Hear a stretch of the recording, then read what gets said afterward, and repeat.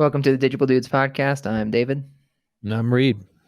Reid, I have been telling myself I'm gonna like talk with a deeper voice so I can have a better radio voice like you do. You usually come in with the I'm Reid. And I like if I ever listen to 2 minutes of an episode, I'm like, my voice kind of gets on my nerves. We need to throw some morphing on it or something. Well, we should do a bizarro world where I try to speak with a higher, more alto, and you go with the baritone, and it's see if how long we could get away with it. Yeah. Well, I bet your impression of my voice, you would just basically use your impression of Miranda, and that would become me. Well, Miranda points out my impression of her voice is the same as my impression of my mom's voice and my sister's voice, and maybe every other female I imitate. So I need to work on that. I don't have enough range right now on my female impersonations, but I don't know if I take that with you. But I actually don't think I've ever and maybe you'll be glad to know this, but behind your back imitated you. As much time as we spent together, that's shocking knowing how much I like to do that. But I do know the words. Like that's easy for me. Like I could play that role pretty well, I think. I almost said something when you brought up game theory today. I was like, that's one of my favorites daily, I don't know, phrases, but yeah, I think I'd flop pretty bad if I tried to do the voice too. That is comforting. I feel like you've imitated just about everybody I can think of, which is fun. But I do think you probably could try to write one of my emails. And I don't know if you know this, but I think it was Rand Fishkin. I think he wrote, was it in his book or outside of his book? But he talked about swapping jobs with one of his core clients for a week. And they like house swapped and then they wrote each other's emails. And I feel like we could swap and you could write my emails. I don't think I could write your emails. I feel like I could do, I could probably run a meeting like you do though. Meaning I'll just like throw some air balls and watch people miss them. Yeah. Yeah, that is definitely one of my signatures. So I won't even take offense to that. But yeah, I remember that. I thought it was actually somebody had like a ton of respect for at another company. I thought it was a full on company switch, not like within Moz. Was it within Moz? No, it was a company switch. They switched houses. Yeah. They switched jobs basically. Yeah, it was like another agency or something. Yep. Which I think is an awesome idea. I don't think we could get any of our clients to switch with us. Well, actually, maybe we could get a client to switch with us for a day. I just don't know if they'd be happy what they came back to when they came back to whatever we did for them. All right. Well, today we have another ILS episode. So this one I thought was super fun, but this is with the director of customer success, Hannah Kimyon from Abodo, but now known as Rentable because they just changed their name just about a week ago. We get into. I broke the news. I broke the news here. That's right. Yeah. On the podcast, about 4 minutes from whatever you're listening to now, Reid will break that news. So act surprised. That's right. Thank you. But I thought it was super fun. We just talked a lot about where Rentable sits in the market today, about the ILSs at large, how Rentable views the ILS landscape changing more, I guess, for the consumer versus they think more consumer first, which I feel like is a similar phrase of what I hear from Apartment List too. It's like, this is about the consumer, not the other way around, where many of them seem to suggest that the other ILSs don't think of the consumer first. They think of the apartments first. But what do you think of the episode? Well, I thought she was terrific, not to make it all about her, but the content was great too. She definitely rolled with the punches, so to speak. And, what I came with was a great hire, Abodo, hold on to her. And two, that they really have some unique things going on, which isn't easy in this space. They're tackling, I think, some of the bigger challenges, around attribution and lead quality. And they seem like they're leaning into like kind of an expansion of their services and, just willing to take some risks. And I think that's really important, obviously, for the industry right now, especially in that genre of advertising. Yeah, I love hearing where some of the forecasting of what she's saying, of focusing on the renter first and that experience, which I feel like we have heard from even some of the CoStar reps, but I don't know if I believe it as much from like how quick CoStar can get there versus a younger company like Rentable, and I love that like how they can take swings to differentiate themselves in the market. Like she kind of alluded to it, but they've tried a lot of different pricing models, and now they've basically, it sounds like, well, we'll work with you. You come to us and we'll just put your whole portfolio on for basically a deal you can't refuse. And then we'll show you the value versus obviously you can't do that kind of testing with the other major players. And I'm just super excited, I guess, to see what happens to them in 3 years. We didn't quite get to ask her where, and maybe that's more for someone in their C-suite, but like what the goal is. Like, do they want to stand alone, go public, get bought out? But how they're going to angle, because for now it's really exciting to think about how they can, in their own way, disrupt things in the years ahead. Yeah. Yeah, I think, you and I used to talk about this, and we haven't said this explicitly to each other in a little while, but we wanted to take advantage of the fact we hadn't scaled yet, like to learn as much as you can. It's like a lot of people shy away. If it's not scalable, we shouldn't pursue it. We shouldn't talk about it. And I think you and I both, just came to the conclusion that's not the way we should think about our first few years at Digible. And so, Abodo's, I don't know how much farther along they are than us, but it sounds like they aren't getting too caught up in, if it's not scalable, we can't talk about it. I think that's good. And I love the angle about their customer acquisition being the prospect acquisition of, look, we don't have to make our website the biggest, baddest, coolest thing ever. We can basically meet the renter where they are and give them the best experience there. Versus the other ILSs are really working on building out their own websites. And then, well, what if you're basically paying Google to get all of your traffic there to your website, or some other way to obtain, like, what was the CoStar a year ago? They announced was it like a $500 million ad campaign or something? I mean, it was something silly. Like they're going to spend $150 million on Google alone, but plus the TV. Right. So that just gets expensive. Anyways, well, this is a fun episode. Anything else you want to mention before we let them tune in?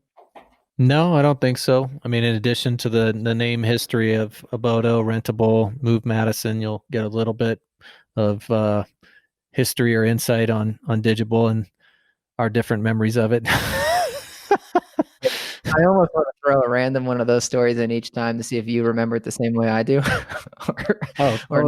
Totally. Yeah. I think it's what was funny about that though? We talk a little bit about how we got the name Digible, but I'll add this little part on. Back at that time, it wasn't common for you to like call me on my cell phone. Like it was unusual to get a call from you, and it was like, as I remembered, it was late at night, and I was like, "Oh, Reid's calling me. What's this about?" Versus like, I feel like in the last year, if you were to call me, it'd be like, "All right, yeah, Reid's calling me." But then it was like, "Oh shoot, Reid's calling me. What's going on?" Maybe I still get that reaction a little bit, depending what time of day it is. It's like, oh, what kind of serious conversation is this going to be? Yeah, I remember somewhere in the middle of what you just described, which is now, not that you welcome it, but it doesn't freak you out, versus at the beginning it freaked you out. And then in the middle, it was like you were anticipating not good news or something. Yeah. I just remember you telling me that you were like, every time you send me, even in Slack, you were like, when you Slack me, I get nervous. I don't like when you Slack me directly. What the hell? Like, we're partners. Like, but I know why. I mean, I laugh at it. And I remember that, but when I did call you, I really did feel like, and I try not to do that too much with you, even though, I get excited about things pretty quickly, but I was like, I think I got it, because we had talked about you had come over with Nicole and we had gone through 1,000 names and none of them were sticking. And then of course we had the worst name ever. And I feel bad saying it because I didn't have that reaction when we first heard the solve, but that still is like on a Word doc somewhere when we first met about Digible, the solve. So yeah, I felt like, all right, he's going to dig this. Yeah. I do still sometimes, if I see you taking too damn long to write your Slack, I'm like, oh crap, he's really wordsmithing this so he doesn't freak me out. But your little try dots freak me out because I'm like, because now he's putting all this thought into it. I will say though, the other day I took the dogs to the vet and they make you like sit in the car now, and then they come out to you, and they took the dogs back in there. But we were worried about Lucy's leg because it's been 12 months since she got her cancerous tumor removed. And Nicole calls me and she's like, hey, the vet called me because they weren't sure who was out front. So, and she went on for like 15 seconds before she said, and everything's cool. And I was like, well, I just about like passed out right now from freaking out when the way you've answered this phone. Like, so please, if you call and say, vet called me and things are cool, like let's start the sentence that way moving forward. So I can't Totally. like, I don't know if you and Miranda ever have that happen with the kids, but I feel like projecting forward, if we have kids and Nicole calls me and doesn't sound like Chipper, I'm going to be freaked out. Yeah, the kid thing takes it to another level, and I think we have gotten pretty good. I don't know, maybe speaking of remembering things differently, she might have a couple examples where I screwed the pooch on that, no pun intended. But with you, yeah, I mean, I've been telling people lately, right? It's like, especially new management, I'm like, you got to know how you like to hear things, like to help people that communicate with you on a regular basis. And for you, clearly, it's like I do this slack, like whatever I'm trying to say, like in 3 words up front, and then do the try dots, where it's like same thing for Nicole. It's like, Lucy's okay. Now let me spew on you for 20 seconds. Yeah. I love that. It would be like, it's like the subject line of an email. It's like, good news. And now you take half an hour to respond. Like, but don't just hit me. We should take that same approach with our podcast. Good news at this podcast. It's a fun one. Right. Listen in. All right. Well, it is fun. So stay tuned. I'm sure you'll enjoy. All right.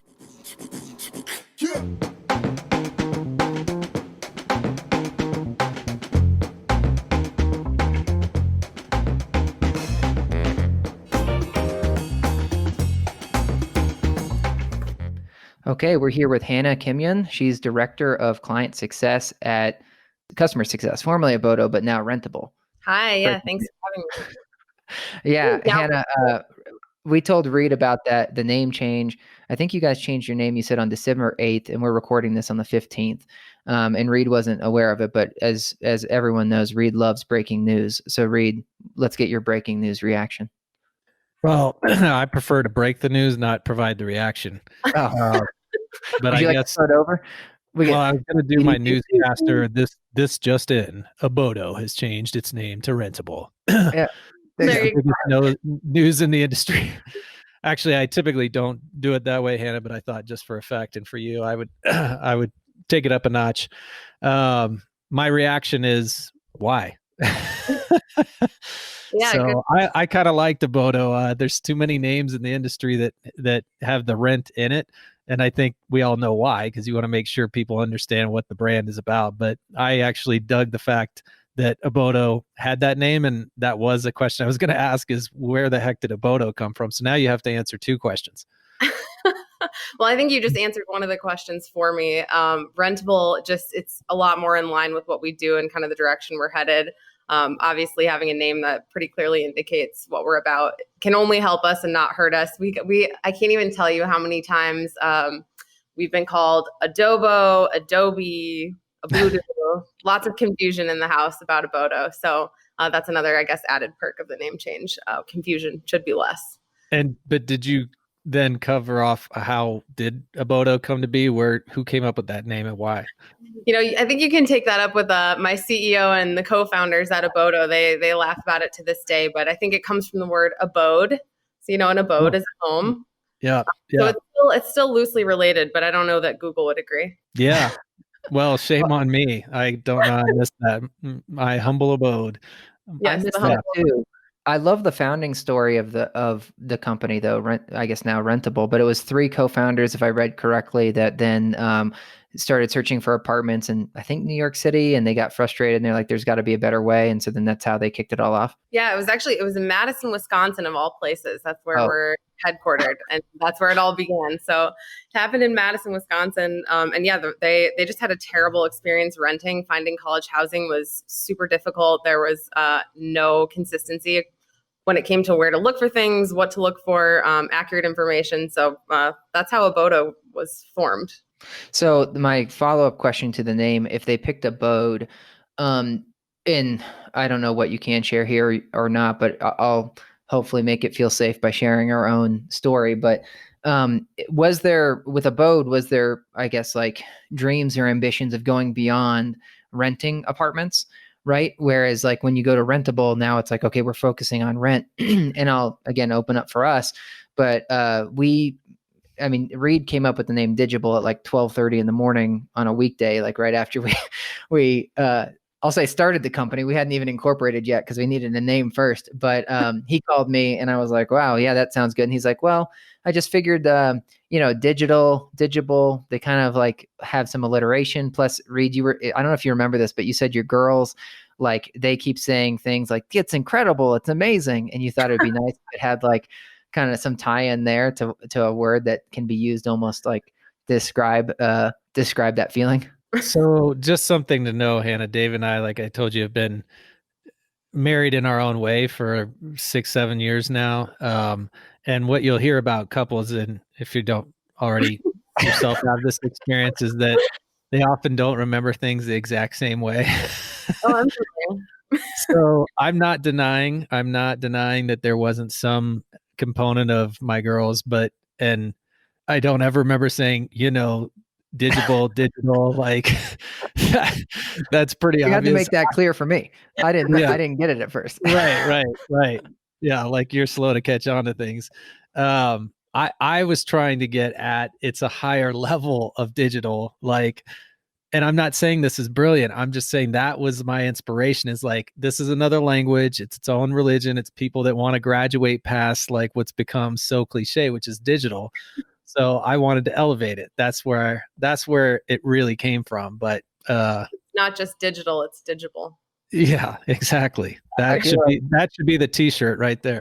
I think you should have stuck with my story. You may have like made it worse about your version, Reid. But when I'm far more sophisticated. we've thought about going into other categories before. We kept sort of at the beginning toying on and off if we would stay with apartments. And then, so now bringing it back to your question, we more recently have decided, like, you know what, apartments are terrific. It's just a terrific industry, great people to work with. Reid and I have had our fair share of working with attorneys and automotive. So what you can share there, like, was Abode thinking to shoot wider than just rentals, but now you guys are focusing in on rentals? I actually think so.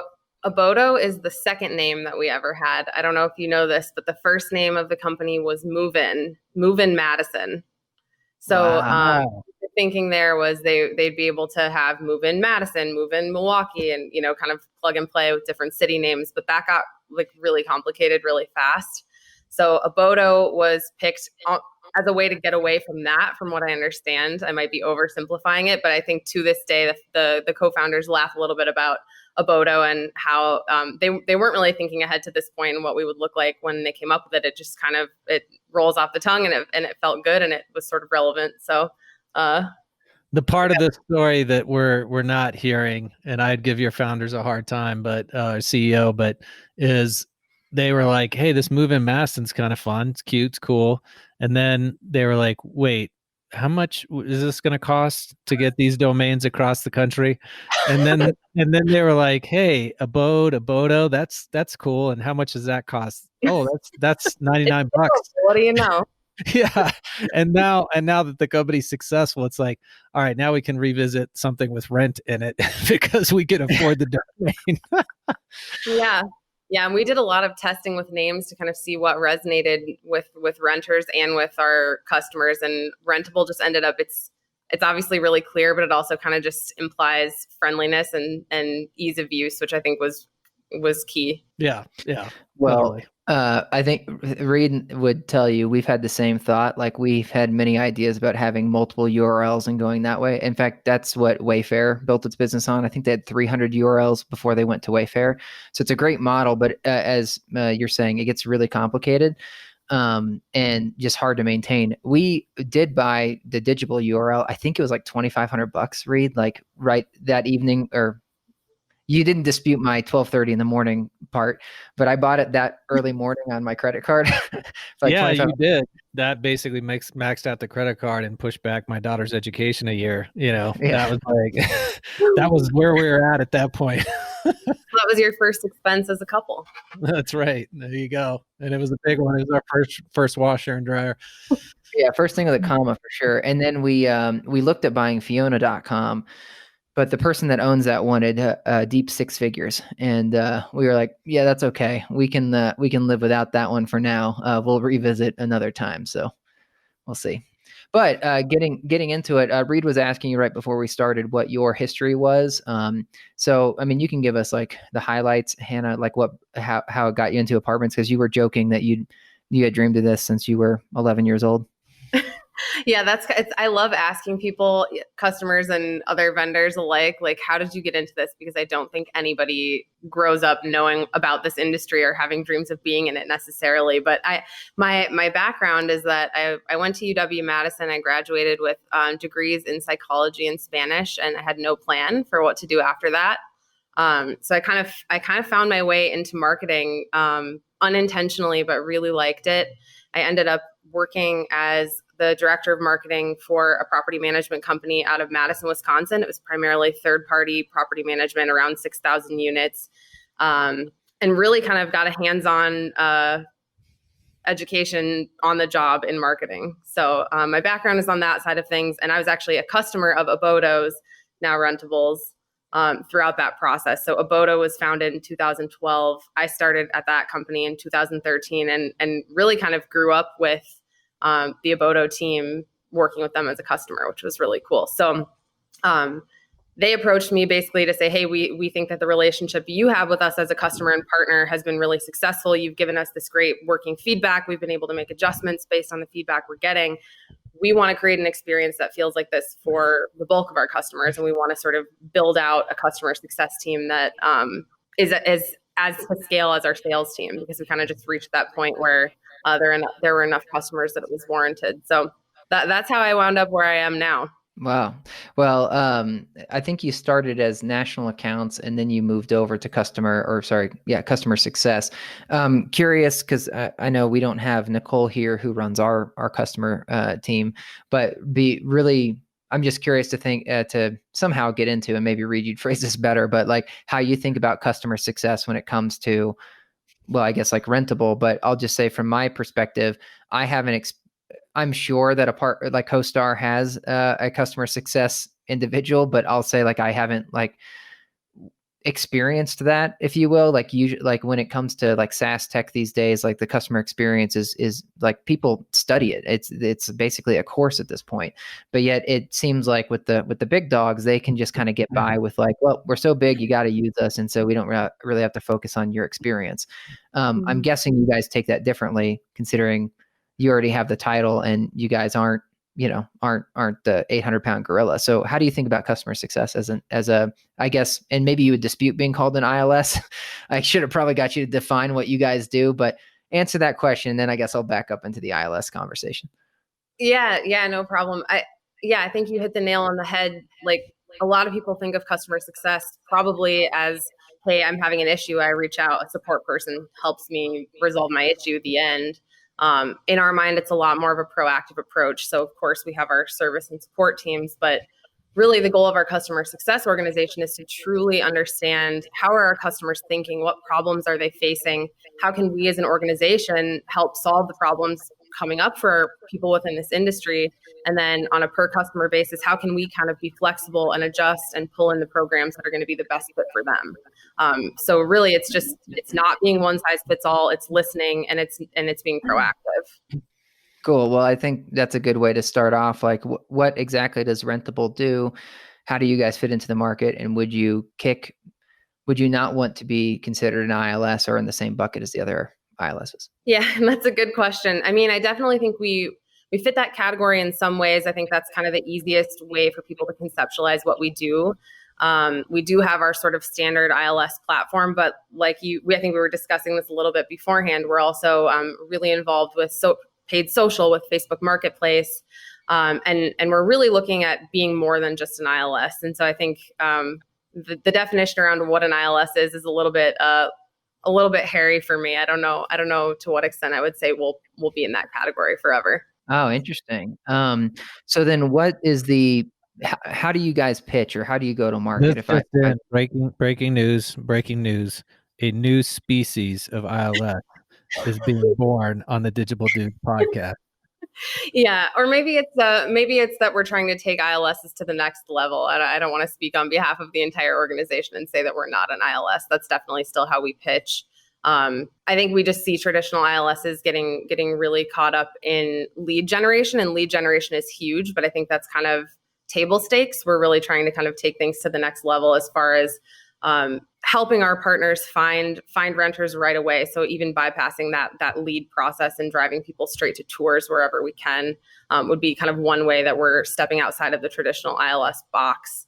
And then on the flip side, we really kind of started as a renter first business. And so our main mission is just to make renting as seamless as possible for renters, and whatever it takes to get us there. That's also where we're thinking. Well, I think you messed up, Hannah. Maybe it's only a week past your guys' name change, but you spelled rentable with ABLE, but Reid would tell you to spell it IBLE. If you're taking things to the next level, you got to do it right. That's correct. There was debate about that as well. She's going to have all sorts of fun notes to bring back to the C-suite. Yeah. Well, I didn't get a chance to have my little Spanish psychology humor. It's not every day you meet somebody that was a major in both of those. So I was just going to say, "Cómo estás" must have a different meaning to you. Oh I've never heard that. That's a good one. I was ready to jump on that before David intercepted with another question. Yeah, well, you wouldn't know this, Hannah, but it feels like the last 3 weeks in our company, all hands meeting, Reid has made Spanish jokes when it comes to people's birthdays. So he's on a roll right now. Yeah. Wait, how does that even work? Well, I mean, I like to think we're fairly diverse. In fact, I know we are. That's part of what's funny about it is we have multiple people that are Spanish or speak Spanish much better than I do that can call me out for that stuff. But we have like birthdays as part of it, and I'll just put nada hoy, and it's like, that's not a new employee. That means nothing today. It's like really bad Spanish dad humor almost. And that's who I've become. So I did live in Spain for a year, so I have some foundation to work off of. But I think usually our Spanish employees are just rolling their eyes, if not like getting queasy when they hear me go into that shtick. So oh my gosh, it's easy to become rusty. Yeah. I got out what I had to today. So on the podcast, I promise I'll leave it there. So Hannah, let's get into I guess the meat of you and the competitors, meaning Rentable and the competitors. And if you could just walk us through the past, present, and then future of ILSs, because as you mentioned, and most of our audience probably understands the current landscape of the ILSs, the present, but I think some of the past is important. Hit a little bit on the present, and then get into the future, as you say, taking it to the next level. Really wanting to dive in there, but let's set the stage first. Yeah, man, I think back a lot to when I was first sort of getting my footing in this industry and working with ILSs on the customer side, and there just wasn't a lot of transparency into I guess how leads were being generated, and then also lead attribution almost was non-existent. And so I remember getting mass quantities of leads from some partners, very few leads from other partners. And then really the name of the game is try to convert as many leads as you can, and hope that it works out, and hope that you can kind of track with spreadsheets where things are coming from. And I think when I started, the integrations with some of these property management software systems was also minimal, or just kind of getting its footing as well. So I would say that's kind of my picture, at least for my personal past, of where things started. And really, I feel like lead attribution is getting better. I know, David, you and I were talking about that a little bit when we first connected. I think that's kind of been the next phase is, okay, you're getting leads from ILSs they're driving as much traffic as possible to you. Now, how do we track which of these leads are converting to leases, which platforms are converting? I think the term is high quality leads into leases. And so it's being able to kind of start judging lead quality is sort of where we sit now. And I think we see a lot of, at least for me, a lot of the partners that I work with say, okay, I've worked with a lot of partners who've driven me a ton of traffic, but the traffic's not high quality. And when I get into what that means, they basically say, you could send me 10 leases that convert to leads, and I would prefer that over 100 leads that don't convert. So I feel like that's something that's still sort of being grappled with. But interestingly, I mean, I feel like 2020 has really sort of kicked this industry even further into the 21st century. I think multifamily has kind of historically sat a little bit behind similar verticals when it comes to how they're operating digitally or not. And we saw a lot of our customer partners sort of spur their digital thinking as well. So the era, I think, of digital leasing is upon us a lot quicker than we maybe anticipated it being. And that opens the doors to having conversations about bringing more of the leasing experience online, which is, I think, the direction that we're headed as an industry. So did you, I guess, was Rentable positively like set up, I guess, for the current climate with COVID and the pandemic, or meaning were you guys already heading that direction to make, if you look at it from the, as you said, the leasees side of things, I'm guessing that you must have been leaning into convenience already. And then this just kind of like moved right into what you guys were focusing on. But just wondering if you think you guys are better poised or set up for this than some of the competitors. Yeah, I mean, I think we were luckily pretty well set up for it and already kind of leaning into this direction.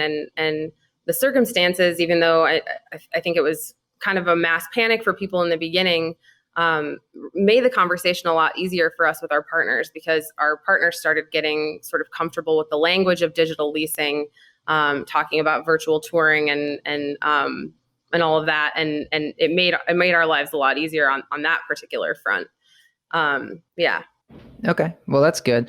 And then as far as back to how you guys go to market, I don't think we quite got at that, but tell me, like, when does contacting Rentable about an asset that I have make sense versus when is it not the first call I make when I take over a building? Yeah, that's a good question. We've really tailored our approach to working on a portfolio basis. So we like working with individual properties. We're always happy to work with individual properties, but where we've seen the most success is with partners who have portfolios that are maybe a little bit diverse or are a little bit larger. We like to do everything kind of on a flat rate basis, so we can see what works, what doesn't, test things in different markets, and really sort of tailor a custom approach based on what we're seeing in our initial pilot phases with our partners. And it used to sort of be, and I guess this is sort of a piece of the traditional ILS model as well. It used to be that your success with an ILS was really dependent on its core markets.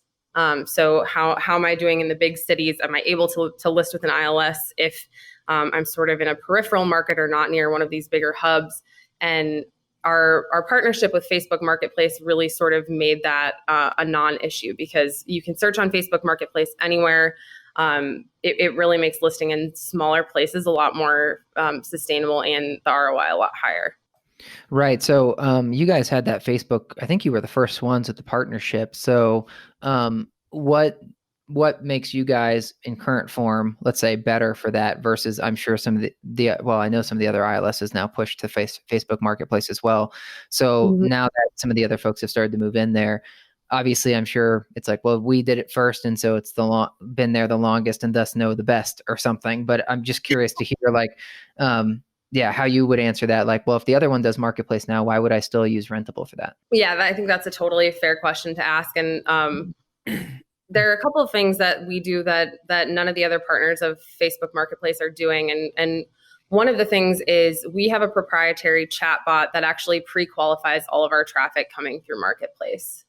So something that I hear a lot from partners is, oh no, Facebook Marketplace is going to be the new Craigslist. Like, maybe I have to be there, but I'm getting tons of traffic from people who are just starting their search. They're blasting out leads across the board. I don't have the bandwidth to manage this. It's just a waste of my leasing agent's time. But what we found is that there actually are a lot of engaged and actively searching renters on Marketplace. We just have to find them. So our chatbot essentially, weeds out those people who aren't seriously searching. They're not interested in being in a dialogue with a property, and essentially qualifies the traffic. And then the other thing that we're doing with Facebook Marketplace, and this sort of bleeds into what we were talking about on the paid social front, is there's a new ad unit on Facebook that we're the only partner that has access to it, and it drives people through our partners' Facebook Marketplace listings. So essentially taking that paid social model, getting that paid social traffic, but then still qualifying that traffic through our chatbot, making sure the prospect has access to the full content of the listing, and kind of getting away from that traditional lead form model. We've seen a lot of sort of breakage between lead form and then email from property manager. It leads to sort of a lack of responsiveness or continuity for the renter.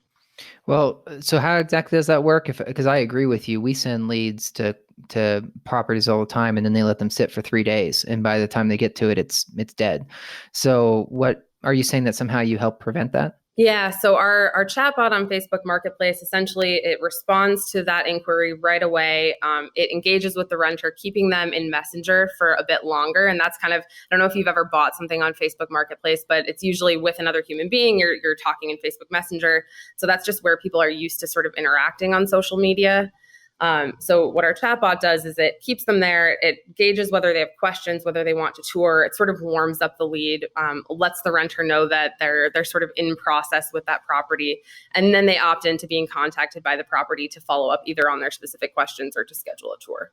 Yeah, it's similar to what BetterBot was, or talked to us about with Robert. He was saying that, look, no, a bot can't replace a human, but it can help qualify a lot of these things, and can also can also show the leasee or the prospect, like, oh, someone's engaging with me and I'm getting answers. And now that I have a couple of those basic questions out of the way, now I don't mind waiting 12 hours or 24 hours for a response.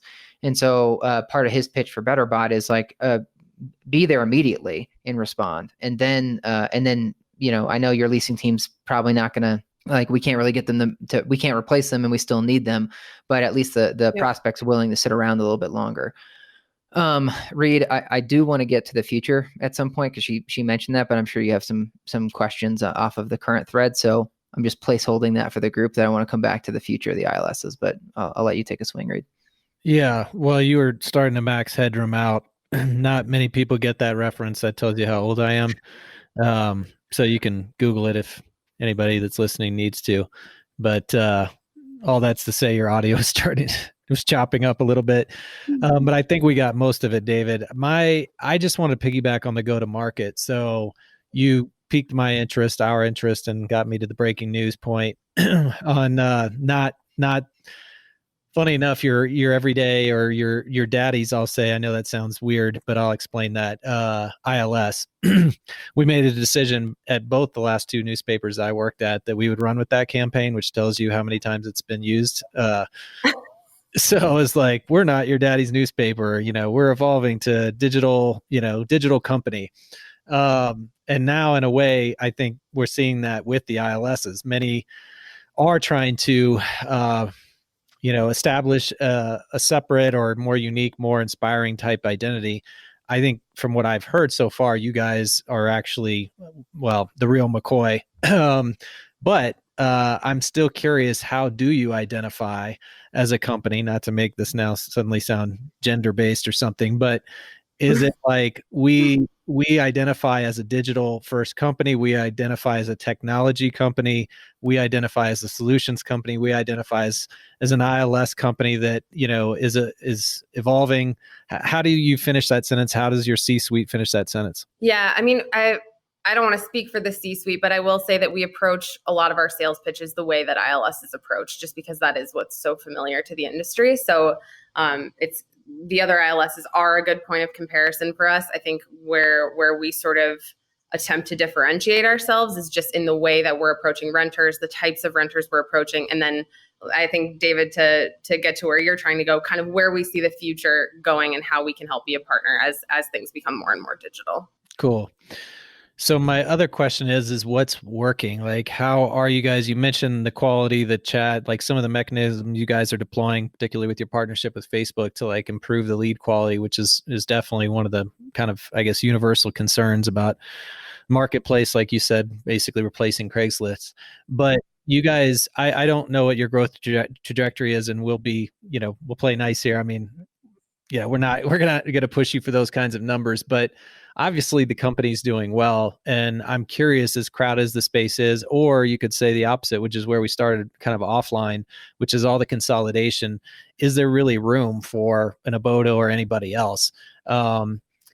We've heard both sides of this, which is like our clients saying we are desperate to have more Abodos, like, entering the space. And then we've also heard it's almost a frustration or nuisance because, things are finally kind of the dust is settling. It's clear. There's, CoStar and maybe the Zillow network and apartment list. And, we have our performance base, then we have like the big dog with the sponsorship, and that's it. It's that simple. And so having, the Zumper or an Abodo or whoever else, I'm going to say some version of Domicile is going to come out next. um, but anyways, so how are you guys finding success? How is it? You mentioned the diversity of the portfolio, like kind of that sweet spot for you guys. But yeah, if you can expand a little on that. Yeah, I think that's a really good question, and we're able to be really nimble and really flexible with our partners. And so one thing that we can do that larger ILSs can't is really work with them on a case by case to come up with the partnership level, the scope, and the features that make the most sense to them, and then really come up with a package that fits their needs. I get complaints a lot about other ILSs having tiered approaches that really sort of price them out of being able to access those ILSs, and we don't really operate that way. We don't have a wide range of tiers. We basically have our ILS platform, we have our Facebook Marketplace syndication, our paid social umbrella, and then some of these other features that we're developing. But it's less pay to play, I guess I would say, on that front. And then I think to your point, like as we move forward, it's really going to come down to who can differentiate themselves. How not everything should be created equal. So one of the things we're thinking about, as I've sort of talked about getting away from this ILS model, is we've talked a lot about how the future of rentals isn't really going to be like Craigslist. It's going to be more like Amazon. We see renters kind of erring more and more on the side of wanting convenience, wanting instant gratification, wanting to be able to schedule things with a quick text or click of a button. And so that's really the direction that we're also sort of thinking ahead, so that we can stay relevant as that evolves. Yeah, that's super interesting. Appreciate that. So you guys, I don't want to jump to too big of a conclusion here, but you see maybe an opportunity, not that, the big, more established ILSs don't, but to really focus on that up and coming generation that is rapidly not just dabbling with new technology, but becoming, I guess, expecting it, as far as their own experience. And therefore, if you guys can I guess, develop a reputation, a relationship with those, because obviously the other side of that, the value, it's no different than McDonald's trying to advertise to kids, but it's like early on, like if you can get to them while they're in college, then obviously that gives you an opportunity to stay with them until they finally transition into a single family like track. So all that makes sense to me. You mentioned the pay to play. So Dave, if you don't mind me ask one more question, then I'll pass it back to you. But the cost model is super fascinating to me. Dave and I have asked ourselves, even on this podcast, how we would approach it if we were to develop an ILS. Mm-hmm. And I've been pretty staunch, I guess, advocate about performance-based approach. Like, I don't know how you get away from that or change, take a different approach at this stage. What's shocked me is that CoStar has not, with the size, the money they have not flip that switch yet with what Google obviously developed a long time ago. But even if it was just a pay-per-call, pay-per-click, I will very much welcome you, like to almost rehash what Dave and I have talked about. I'm curious to hear you talk about that, like the performance side of it. But auction-based cost model is not inexistent, not entirely. There's examples of that, I think, with the boost and the ability to bid on apartment lists with like lifts and things like that. But yeah, the pay to play seems so archaic to me. I don't even know how it still exists. So what can you talk to us a little bit about to the extent you're comfortable, Abodo's cost model and what you think about that moving forward, like for the industry, like specifically the ILSs? Yeah, I mean, I think you bring up a really good point. One of the main issues I think our industry and space faces is again that sort of cloudiness when it comes to lead and lease attribution. And there's a lot of hairiness about that, depending on which whether are you even using a CRM. I think a lot of our partners maybe even weren't using a CRM system until this year, and 2020 has sort of forced people into that type of a mechanism. So really, I think it's the industry kind of being a bit behind where the ILSs want to be when it comes to that. What we've really tried to do is, I guess, sort of lower that barrier to entry, make it really cost effective on a per property basis, and then basically be able to sort of scale, like you said, with boosts and where it makes sense.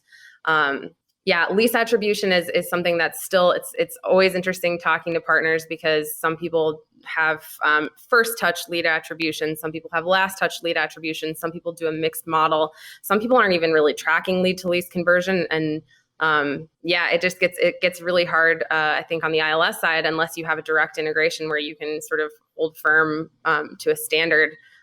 There's not much insight into it. Yeah, totally. Well, back to that auction base, I'll just say what I'd love to see. And hearing you talk about the chatbot that pre-qualifies the marketplace leads is a great example of that. Taking the next step would be, hey, we have qualified this lead, but not just to say that it's high quality, but that you do score it somehow, right? And that turns into a bidding scenario where it's like, okay, now, we have what we've deemed a super high indexed lead. What would you be willing to pay for it?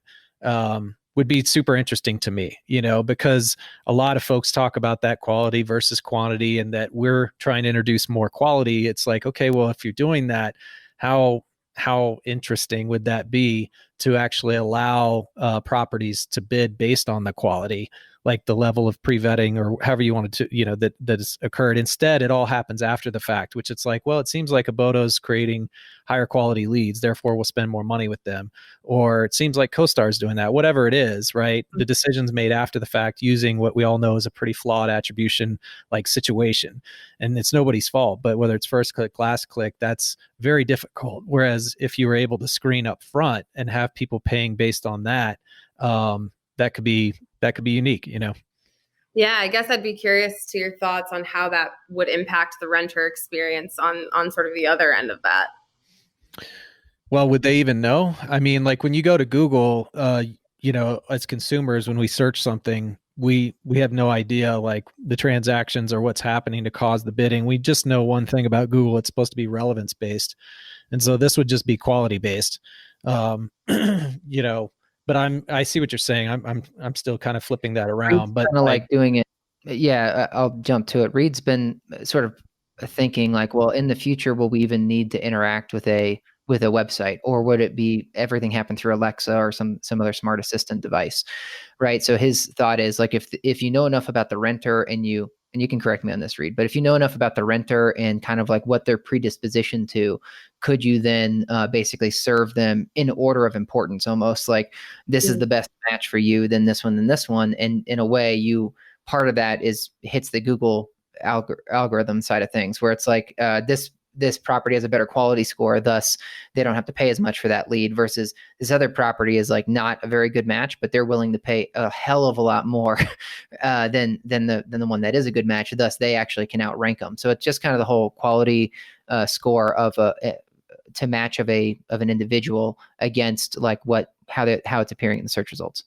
That's interesting. I see what you mean. You got that right. And with Google, obviously, there's the organic, and then there's the paid. The paid is not at all based on that. So it's the opportunity, though, to say, hey, we do know a lot about that query, right? That consumer, and therefore we would want to bid on that. So that would be more the ad side of it, because you mentioned that you're not just an advertising based ILS. You started more on the consumer side. So it's like creating the most, which it sounds like you guys are well on your way, relevant, meaningful experience for them. And then also enabling a property to say, hey, we have some visibility into that as well, like that consumer. Therefore, we would want to bid more on that. I mean, I'm not trying to reinvent the wheel. I'm just trying to apply a lot of what Google has been so successful with, that's worked for advertisers, obviously, and also works extremely well for the consumer, and see if that could be the next step for an ILS, like to get closer to that point. That, I mean, that's it. I know it wouldn't be easy. I just fascinated with the up and comers, I'll just say, and how they're innovating and how they're thinking about things. So be a fun track, I guess, to sit around the campfire with Abodo and talk about. Yeah, and I think your point is interesting, that people will be relying less and less on websites as far as converting leads, and we've sort of thought about it in somewhat similarly, but the thinking has been people are becoming more and more likely to start their search for housing on social, and so even for us, sort of we've shied completely away of doing paid search campaigns because we don't want to compete with our partners for ad spend that they might already be doing. But also we're seeing the shift sort of begin from Google and some of these things that are sort of just a baseline starting point to Facebook Marketplace, which now has, I think, over 800 million monthly active users or something like that. Yeah, totally. Well, the extreme, but not so extreme, because it's not that far away as we talk about generations, but I have 3 daughters, twin 10-year-olds. They are getting more and more. I'm literally watching it, and I will say that Amazon's keeping up. But I remember when we brought that home, it's almost going to be the microwave story, at least for my generation, where we watched like a potato get heated up, like, as a family. I mean, it sounds ridiculous, but that was that moment, right? And I remember talking to some folks about Google about this when Alexa first hit the market, before they had even brought theirs forward. And I was like, do you think this is that moment for this next generation, or the youth, where it's like, do you remember that big black tube that mom put on the counter and we all started sitting around asking questions? How that will be kind of comical, and we'll look back, where it will accelerate so fast as far as the adoption of that, new experience. Like David was saying, no more websites. That, that's what an Abodo or anybody else should be starting to really get serious about, is with the virtual assistants, the voice search, of course, people talk about, is that going to accelerate to a degree that will not replace websites, but completely change the game? And when I asked this guy from Google that, because he was looking for bold predictions or those types of questions, he did double down on that. He was like, my belief is that websites, while they won't become obsolete, you are going to see a whole new infrastructure and piping that is going to generate new jobs, new languages, even more on the programming side, and certainly a new customer experience. And that doesn't happen overnight. But if you don't think it's happening now, you're wrong. It has started. And so now, bringing this back to my girls, I think about them, 10 years from now, when they're going to be 20 looking for an apartment, and they will have been spending an enormous amount of time, or had that background of just asking questions to a device, not going to a website. And so they'll, like David said, probably assume it's like, hey, give me 5 properties that I should look at or check out, or that I could check out in the next week. Who knows how they phrase it, but you get it. I mean, not to over explain it, but I just think it is fun to talk about, and then think, how are these new companies, looking at it, seeing those opportunities, and positioning themselves to really disrupt, become kind of a stale, I guess, subject or space.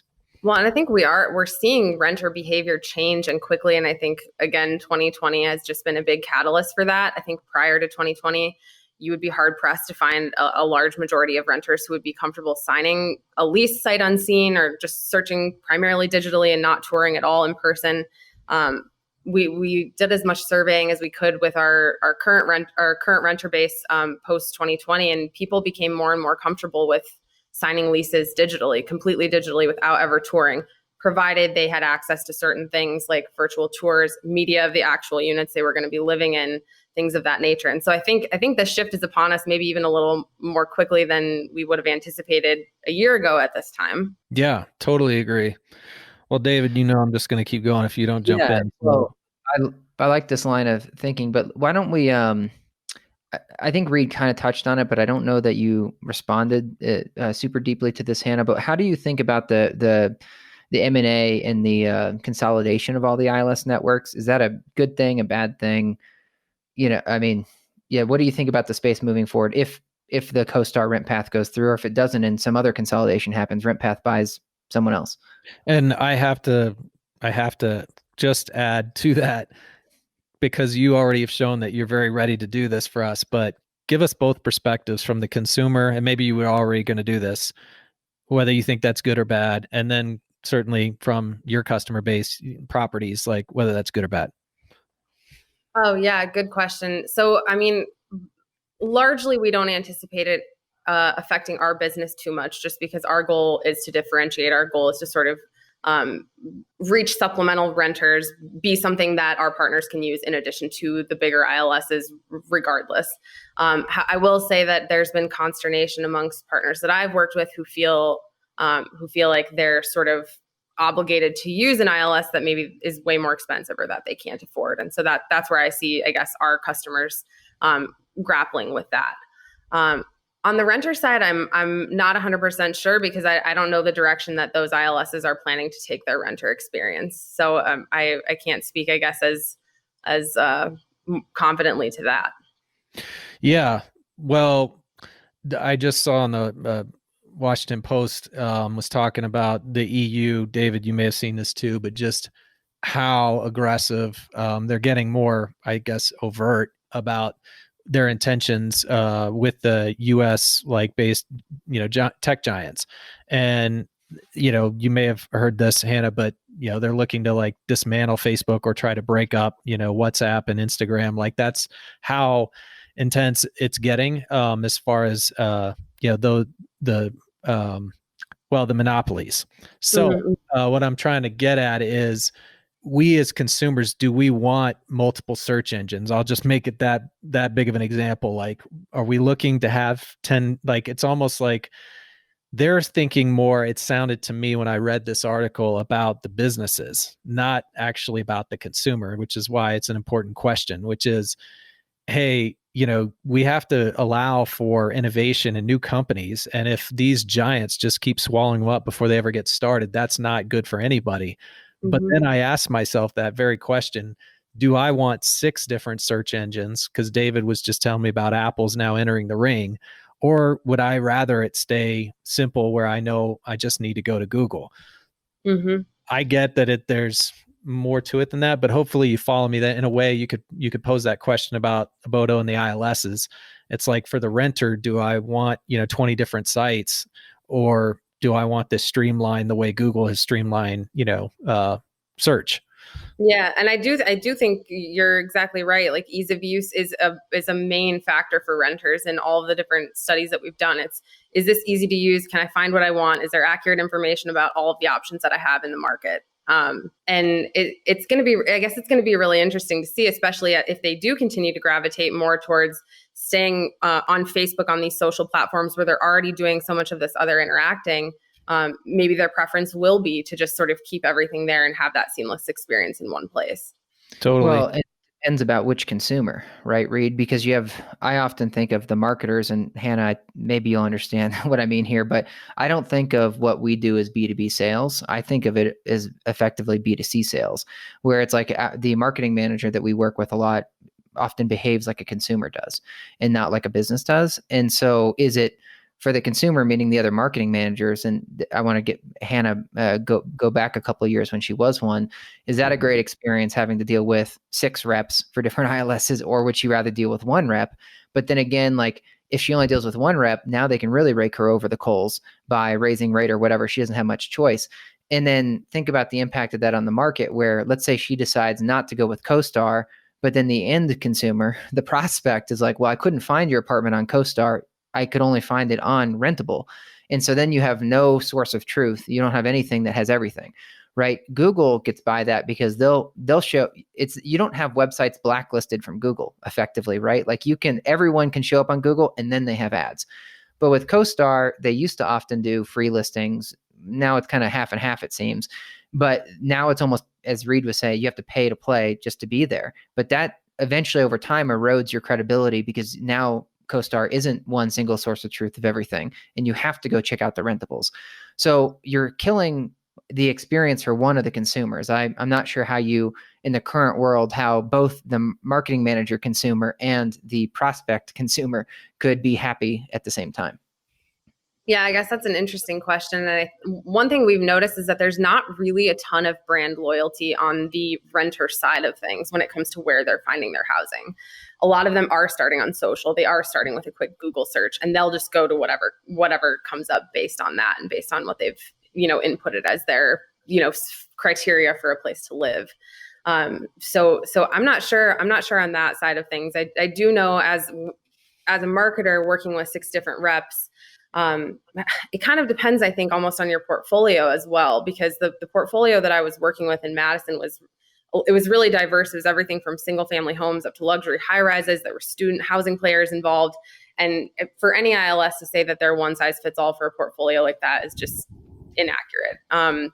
So for me, it was really sort of being able to try a little bit with each ILS to see what works best, where they're most likely to perform, and then make, I guess, more nuanced marketing decisions based on that. There was a benefit in that to me, even though it was more work. Yeah, that's interesting. I'm curious, putting back on your rentable hat, but do you guys, it sounds like you guys really put a high focus on the Facebook, how you handle Facebook and how that a customer starts their journey there. Thus, it's not dependent on you to have every property listed on your website. However, you're saying that you guys like to go to market by saying, hey, let's get your whole portfolio on here and work out a deal that way. And the sum of the parts, it'll be better for your portfolio, but let's not haggle over this property and that property being on or off. Let's just do once, like everything at once. Is that more part of that strategy? Could be, let's get more listings on the site so that we have more coverage. So I'm wondering if that plays a part there, or if that's more of, hey, it's just easier for to work out a great deal for customers, meaning the marketing manager, where they can get everything on here and we don't have to quibble about property A versus property B. Yeah, I would say the inventory is definitely a positive side effect of choice B. We've just found that the partnerships they're generally longer lasting and more sort of flexible when we structure them that way, because you don't have, one property that's on the hook for such a high rate. They're also able to sort of move budget around. So, okay, I know we have this portfolio flat rate deal. These are the properties that you're performing best for. So they're going to, carry the burden of the cost, and we'll get a residual trickle of leads to these other properties that do see some traffic. The other thing we sort of pay attention to is certain properties do really well on our platform. Certain properties do really well on Facebook Marketplace. Certain properties need that social lift to really see a lot of lead traffic. And it gives us the wiggle room to play around with that as well. Yeah, well, I dig it. So then, well, I don't want to take us too far off track. I would like, before I do that. Never stopped you before. I know. I'm trying to be a little bit better these days. So consolidation doesn't impact you guys that much today. We're not sure how that impacts the different levels of consumer. But your go-to-market strategy, we've kind of touched on a little bit. So for your, you guys don't have the same sales force that CoStar or RentPath does, right? Like they're knocking on doors, bringing donuts like every week, right? You guys are a much leaner crew. The way that you're describing it sounds a more efficient way, because you can just like basically a sales rep can go to corporate and get 50 properties versus having to knock on 50 doors, right? So that also makes sense to me. But can you just kind of hit for us quickly some of the FAQs, maybe what are some of the major talking points that you're combating with customers, or customers meaning the marketing managers as you bring them on? Because to tee you up here, I imagine many of the conversations are like, well, I'm already on CoStar and RentPath, so why would I also get on Rentable? Or like, hey, where does this fit into my marketing mix? Because I'm also running some Google, I'm doing some Facebook on my own, and you guys are going to be doing Facebook, so how do I work that out? So could you just kind of give us, like, if you tell it to our audience once, the three FAQs or whatever that you answer the most, I'm sure you'll never have to answer them again, because we cover everybody. Everyone's in your audience. No, you definitely hit the nail on the head there. I think we do get asked a lot about Google search and social spend, and whether we're going to be sort of competing with things that our customers are already doing, and the answer is no. Like I said, we've really moved away from doing any paid search on Google. Occasionally, we'll do some long tail keyword search, but by and large, we're not doing Google search, and that's because we don't want to compete with our partners for ad spend that they're already putting out into the market. And then likewise on paid social. So the new ad structure that we've put out there isn't accessible if you're just on your own business Facebook page. It's not accessible through agencies. This is something that Abodo has directly in partnership with Facebook Marketplace, specifically for the rental portion of the marketplace. And so really the main sort of pitch is that this is a product that you're not really getting with anybody else. And so it's worth a try to sort of see where it fits into your mix, not necessarily to replace other big chunks of your mix. Right. So it sounds like you're saying, hey, there's value in continuing to do your own Facebook, your own Google, and the other ILSs. It's just in what proportion do you want to rely on Rentable versus some of these other channels? Yeah, and then I think the question becomes, when you're looking at the traffic that's coming through, where are you seeing conversions? Because you may actually find, okay, doing my social this way does lead to more conversions. And so maybe it's worth spending more through Rentable to do social as opposed to putting out my own social. And it really just kind of gives people the chance to see where they're likely to get the most conversions to an actual lease. All right. Well, I have one more thing, and then I'll pass it back to Reid. I want to like game theory this for a second. You're saying like you guys in the future are working so hard to make sure that the renter experience is top notch, that convenience is there, and it's like one click done, whatever. I mean, we didn't get that detail, but I'm just starting to forecast. So, but you also mentioned that like loyalty doesn't seem super strong on the different ILSs. Reid and I have talked about this before, but if you make it so easy to rent an apartment or whatever, schedule, view, whatever, in a way, they're spending very little time with you. So it used to be Google's goal to say, we want someone on a search results page for less than 8 seconds. Their goal was like, if we can get you there less than 8 seconds, and that means you're getting to the source of information. So Google, but you're using it, you have this habit where it's like, oh, I can get my answer real quick. So I go there less than 8 seconds and I'm on to the next thing.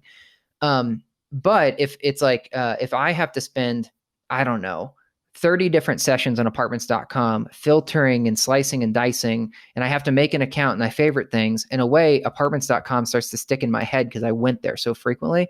So next year, if I decide to churn out of my apartment, I may go back there because I'm like, oh, I saved a bunch of stuff and I was there for hours, right? But if you guys make it so convenient that it's like they land on Abodo or Rentable and they spend 8 seconds, there is no chance they're going to remember you next year, even though you had the far better experience. So I don't know, dive into that a little bit for me about how you think about customer loyalty, because it sounds like it doesn't exist, and how you guys being so damn good at your job might not be actually good for you. Yeah, I think that's a fair point. And I think that's a big piece of why we have sort of leaned into interacting with renters where they already are engaging, because that's where they're going to be regardless. And I think by making that process easy, they're not going to have to leave to do a Google search. They're not going to have to leave to go to a specific ILS or to a property website. And I honestly, I mean, I know, we've talked about sort of predictions for the future. One of the things that we've talked about is that the lead may become somewhat obsolete altogether, because we want to make the process to actually schedule a tour, to actually lease an apartment, even more seamless in that same arena. Yeah, well, that's super interesting. It's almost like if you guys could become the backbone or the infrastructure to get leads to where they're most likely to convert, right? And then the consumer never needs to know about you, right? It's like there's so many examples of that where companies just become the piping and you don't need to become the front door. But if you're saying it, as I'm thinking about it from the consumer, I'd rather never have to make an account somewhere. I'd rather like be surfing Facebook, be served an ad that's like, hey, your lease is expiring in 32 days. You should check out this place. I think you'll like it better. And it's like, oh, totally. I'll tour that right now. And then I never knew that Rentable was the one behind that. Instead, I'm just like, wow, Facebook is smart, is what I think. Or I think, wow, this apartment that served me this thing was super smart. And you just make the apartment look good. Yep. Back to you, Reid. Two questions. They're both, I guess, pretty big. Still stuck on like innovation. What's next? How much conversation has Abodo had about content? That's another one Dave and I talked about. If we were to start an ILS, like how much focus we would or wouldn't put there. So I say this because I feel like most marketers, even I guess technology companies that are focused on this customer experience, all are in agreement. It's consensus, which is unusual, but that you mentioned where searches start, that more and more are happening on social, but I think it's pretty unanimous. Like people don't actually search, for the apartment first. They search for the neighborhood for like other things. I'm not saying it's always, but David and I saw this from a 30 lines presentation. Remember David, like back when we first started Digible, and that was all he was talking about. So he was like, look, all the data tells us this. They are looking at other spots before they ever start getting serious about the apartment. And so even CoStar hasn't made much of an effort, in my opinion, to like, let's just, whether it's listicles, which is a fun example for me, like top 5 reasons that you would want to live in Rhino, which is just it's a subdivision or whatever, a hot neighborhood in Denver. They're not doing anything about that. And that's in fact what many consumers are looking for and will focus on. That will help confirm or validate or tell them they need to look at a different neighborhood. But isn't that potentially one of the biggest opportunities, again, for a new ILS to disrupt some things and say, we're going to go all in on content, the content that people really are interested in reading before they get to the house? Because what I see with CoStar, and I'm just going to keep using them, is they're trying to add a little bit more neighborhood flavor so that when you start searching that they haven't completely like omitted that component, right? But they're really still kind of, I think, giving in to the local like publishers, the what to do in Madison, like whoever that is. I don't know what site that is, but it's like they'll get that flavor there. We're just going to stay in our lanes and focused on when they get more to it's time to generate a lead or that they might become a lead. So I'll stop before I get to the other kind of big question, but this one is about content. Why are we not seeing the ILSs lean in more to that as a new opportunity? Yeah, that's an interesting question. It's not something that we've really discussed at length. I think one thing that comes to mind for me is just, I don't know that we specifically need to drive people to live in a specific neighborhood or market. It seems like by the time people reach us, they've made up their mind about where they want to live. They have pretty clear ideas about what they want to be close to, basically all of their needs when it comes to their next home. And so our job is to really show them what matches their needs best. So I guess I'd just be curious on your take as far as pointing people to a specific neighborhood, to a specific hub, when that might drive traffic away from listings in other locations. Yeah, it's more of a long game. David and I've talked about this too with SEO, like whether that should be even brought up in the conversation for our own clients if they're on, short hold versus a long hold. And we tend to say, hey, if you're looking to flip this thing or sell it off in a couple of years, like we shouldn't put too much attention on SEO, especially on the content side. But if we know it's a long hold, then we say, hey, we really should be having this conversation.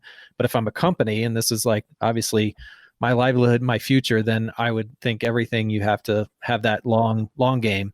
That's where the content to me would make sense, where it's like, why not if somebody searches like, cool places to live, like in a neighborhood, or in a broader search like Madison, that Abodo would be there, but not like fill out your apartment now, but like let us tell you a little bit about that place. So you're developing a relationship with them, is what I'm saying, and it becomes what you hope.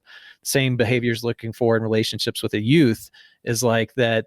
You become a source, right, where you're helping through the process in a much earlier part of the stage, and then you have that much better of a chance of actually keeping them or being there for that conversion point.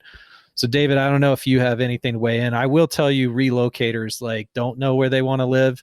And, so there's two sides of that. But when we came up to Denver, my wife was doing all sorts of very general searches based on neighborhood, safety, proximity to downtown, all sorts of stuff. And that was all before we ever got close to like, actually moving forward with a home and doing more of like the searches that a Zillow would want like to intercept us on. So anyways, David, what is your take on this?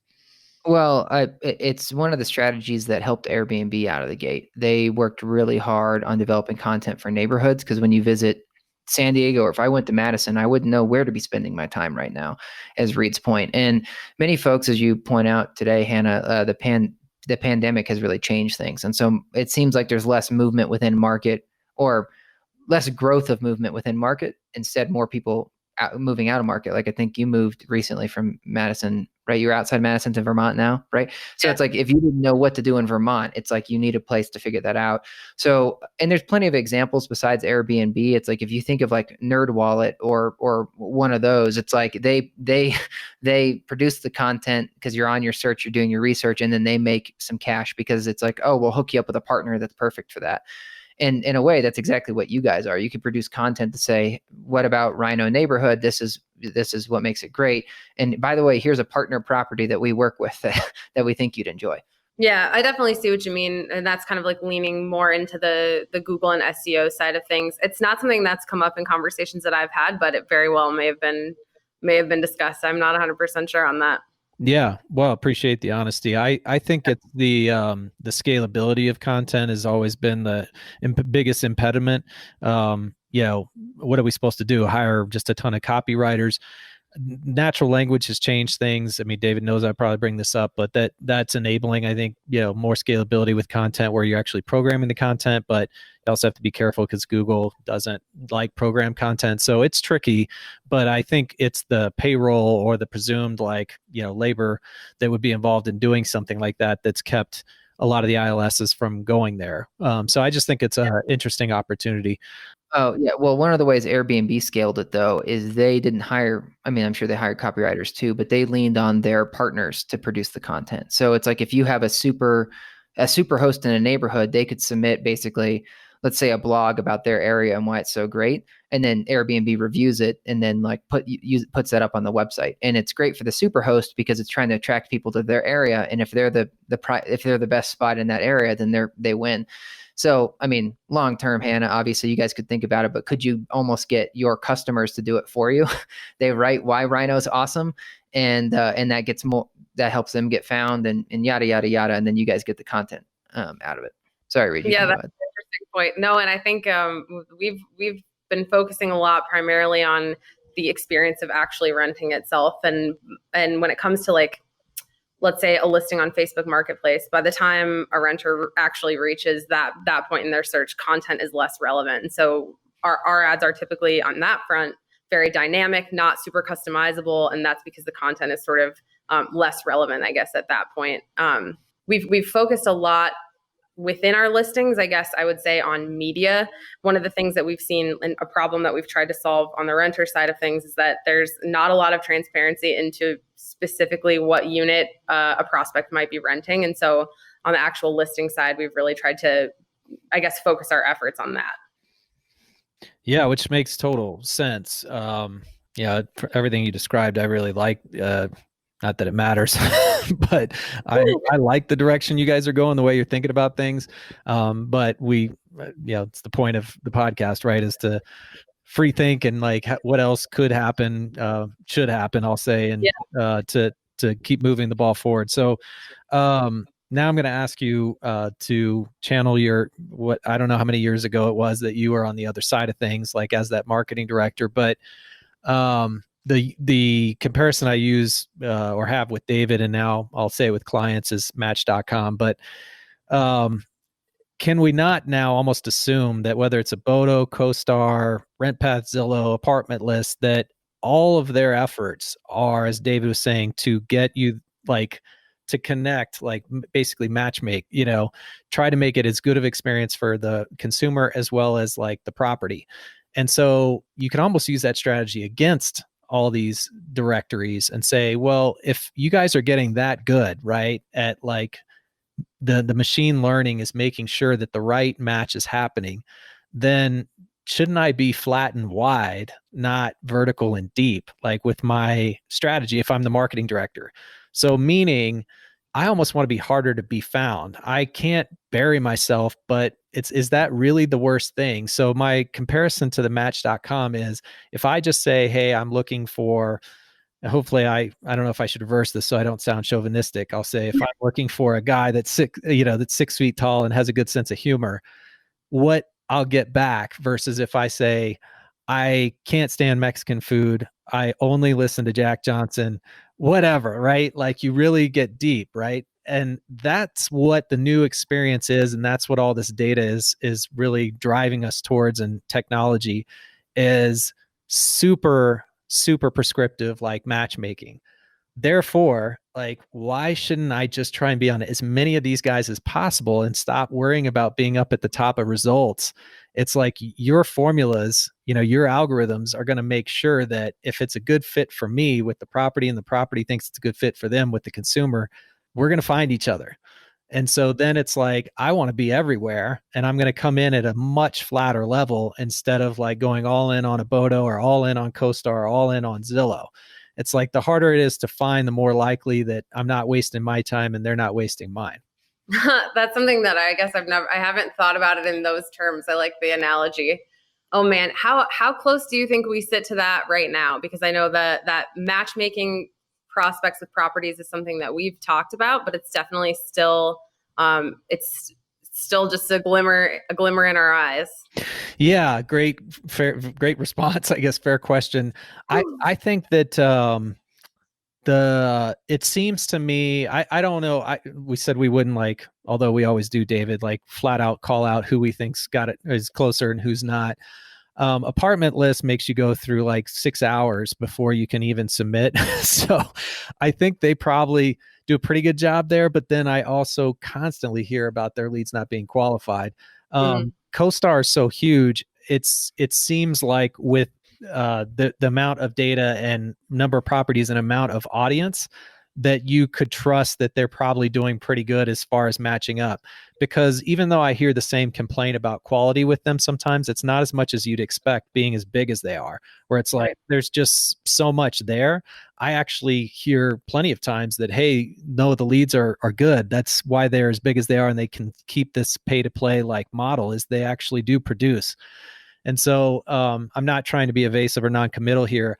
I don't think that the industry is as far along as anybody would like to see, but an Abodo is great, I think. And I'll say even for Zumper and Zillow, like they're really pushing the needle. Zillow maybe more than anybody because they got so far along on the single family that they're really good at it.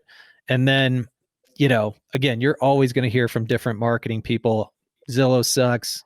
Apartment is great. Abodo is amazing, and they'll just go through. So you're always going to hear different things, but I would expect if we keep a diversified field of ILSs that within a few years, people are going to be really good at it. I mean, that's the thing about machine learning and AI. It's not slowly like improving, it's dramatically improving.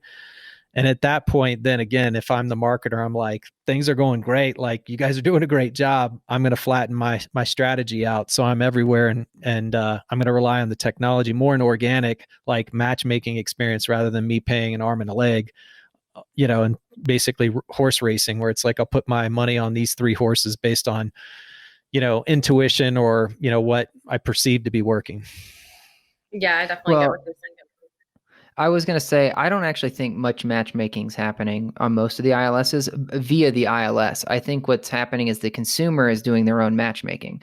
They're using the filters of apartments.com or whatever to get down to the zip code and their price range with their bedrooms and their amenities. And when they see that, now they've got like 5 options, 6 options. And so they've matchmaked to their 6 perfect matches, if you will, at that point. And so to your point, Reid, because the consumer has the nature of throwing all those filters on, I don't think that we even have to wait for the AI to catch up. I think a marketer could already employ that strategy. So they could go to Rentable and say, put my whole portfolio on here for a steal. And then they could go to CoStar and try to get the best deal they could to get all the silver listings or gold listings, right? And if you do that, take your same budget and divide it up that way, I think you're right, Reid. You're probably going to see a positive impact because of the way the consumer is searching these days. Yeah, great point. And first of all, apologies. I feel like a jerk for saying Abodo 18 times. Rentable. I'm still getting used to it.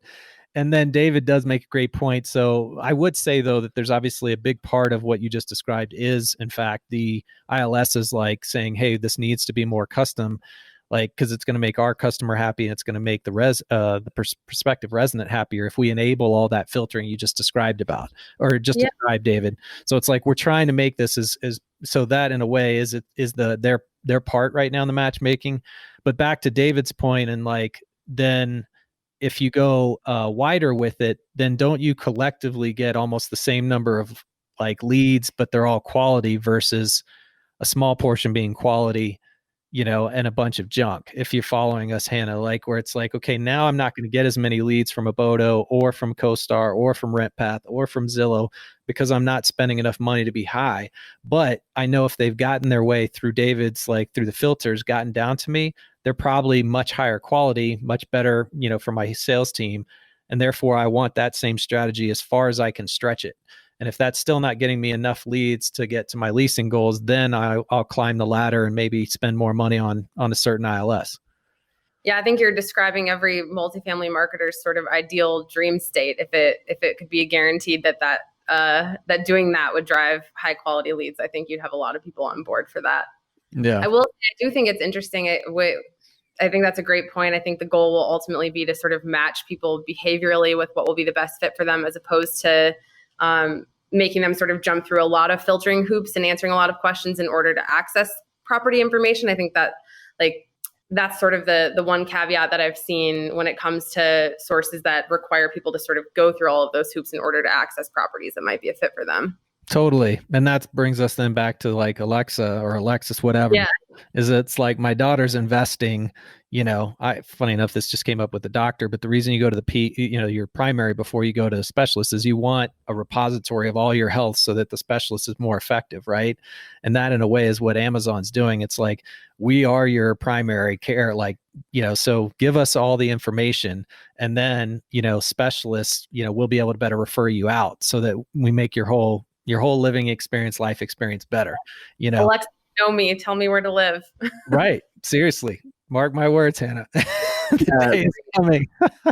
I keep meaning to get you like over here so you can teach me how to use our Alexa, because I swear I ask it a question and it takes me like 45 seconds to answer it. I asked it to play Johnny Cash the other day and it was like so far off and it was like, I don't understand you, and it just gave up. And I was like, are you kidding me? You don't even know how to play Johnny Cash? So I wonder if it's like our mountain internet. I can do this call, but it's like, can Alexa not handle my Johnny Cash question? You got to put in the deposits. I told you that. I have a hard time believing that you did the hour you're supposed to do as soon as you get that machine. You're supposed to answer 80,000 questions, and you just got to do it, because that'll make a difference. I probably didn't, because I actually don't. I was just wondering if you had like a cheat sheet of ask these 150, and now it's like learn your brain or something. But I'll do a search on my the one and only search engine, Google, and go figure that out so I can know how to use Alexa as a search engine. I know we're already past time, but Hannah, I wanted to give you a chance to. Is there anything in particular that we didn't hit that you think we should hit, or that you'd want to talk about, or? I mean, you can ask Reid a tough question. He was mean on you a couple times, so whatever you want. No, I mean, I think this has been really helpful. It's exciting to talk to other people who are thinking about these things at a high level and just kind of spitball where this industry could be headed, because I think we're moving in that direction a lot quicker than we ever anticipated, and it's very exciting. Reid, do you have one last one, or do we let Hannah go? Well, yeah, you know what question I'm going to ask.